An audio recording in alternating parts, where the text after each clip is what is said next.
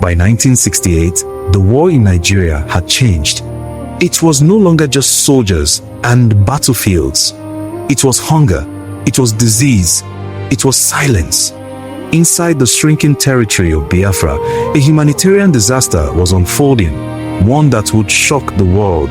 The guns had not stopped, but something far deadlier had arrived. Starvation was no longer just... After capturing Port Harcourt and other coastal areas, the federal government under Yakubu Gowon imposed a strict land and sea blockade. No fuel, no imported food, no medical supplies. Officially, it was a military strategy, but for civilians trapped inside Biafra, it meant isolation. Markets once filled with yams and gari became empty. Families began rationing a single cup of rice among 5 children. Hospitals reused bandages. Doctors operated without anesthesia. The blockade turned war into famine. As food shortages worsened, a new word entered global vocabulary: kwashiorkor, protein deficiency. Children's hair turned reddish, skin peeled, belly swelled unnaturally.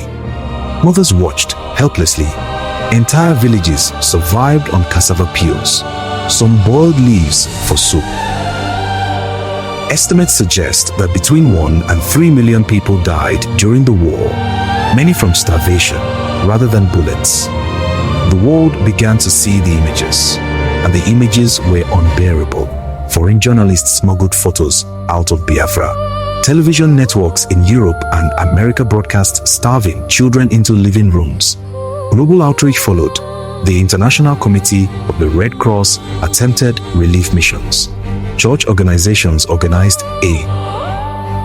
Catholic and Protestant charities mobilized donations. But relief flights were complicated. The Nigerian government feared weapons could be smuggled in. Airspace became a battlefield.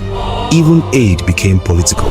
Clear. The airstrip at Wuli became Biafra's lifeline. Aircraft landed only at night. Pilots flew without lights to avoid detection. Some were shot down, others crashed, but they kept flying. Milk, dried fish, medical kits. Each landing meant thousands might survive one more week. It became one of the largest civilian airlifts in history. Yet, it was never enough.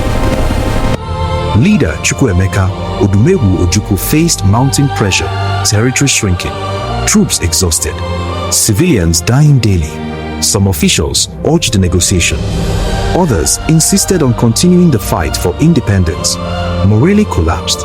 Biafra was running out of time. By late 1969, federal forces launched a decisive campaign. Major towns fell one after another. Supply routes were destroyed. The once decayed republic was now a narrow strip of land. Hospitals overflowed. Refugee camps spread across forests. Children died quietly in their mothers' arms. The war's end was approaching. In January 1970, Chukwuemeka Odumegwu Ojukwu left for Ivory Coast. He handed leadership to his deputy, Philip Effiong. The departure symbolized the collapse of resistance.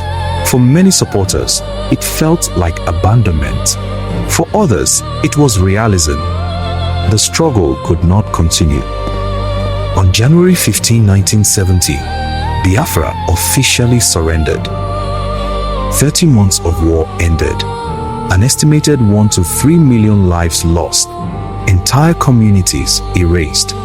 Families permanently changed. Since we stand at a critical juncture, General Yakubu Gowon declared, "There is no victor, no vanquished." The policy of reconstruction, rehabilitating, and reconciliation was introduced. Schools reopened, civil servants were reinstated. The country attempted healing.